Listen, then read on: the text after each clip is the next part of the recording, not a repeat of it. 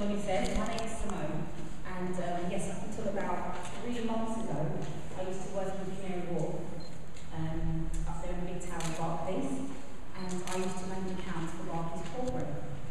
And yes, I managed to do that despite leaving secondary school with the GCSE, but it wasn't B, it was English. I was very proud. Unfortunately, it was one GCSE, and I have West-Indian parents, so when you go home, you deliver the message.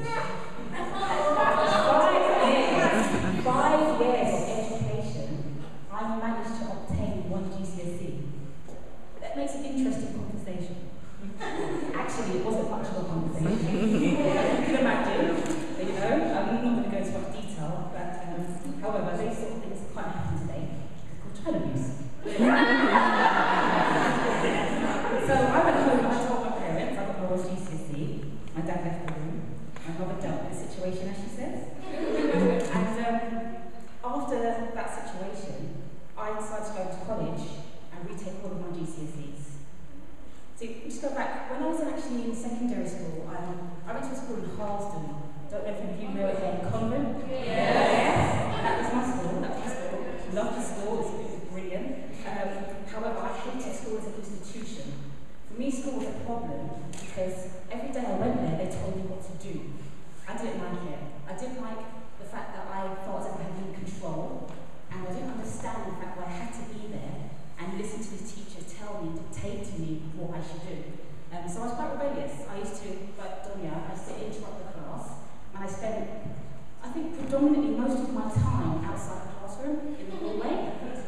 I could tell you, for the whole of Convent, the colours of the hallways were, and you know, the classes, the numbers. I can't tell you much about the classrooms, however, that's my story. Fortunately, I did go back to college, and I retook my GCSEs, and then I did my A-levels, and I finally got my BA honours in sociology.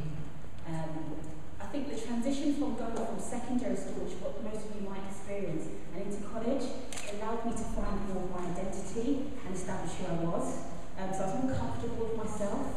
In school, I was quite rebellious. However, in college, I seemed to have settled down. Something just happened in my brain, and I just got it. I need to have an education if I want to have money. I need to have money if I want to have a nice lifestyle. I want to have a nice lifestyle for my children, for my family, you know, something has to give.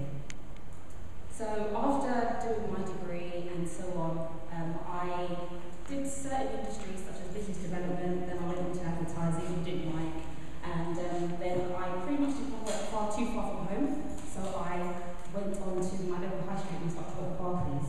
From Barclays, I started with my local branch in Laverick Grove, and then I got promoted to offshore banking in Knightsbridge, and then I moved on to Canary Wharf in corporate, where I managed accounts for BT, Vodafone, and some of the largest FTSE 100 companies in the UK. Guys, that's my story. I'm hoping that you can get something from this of value today, just to show you that determination. If you want it, you can do it. You know, irrespective of whatever your teachers might tell you, or whatever your friends tell you, it's there for the taking, so go for it. It's not to stop you yourself.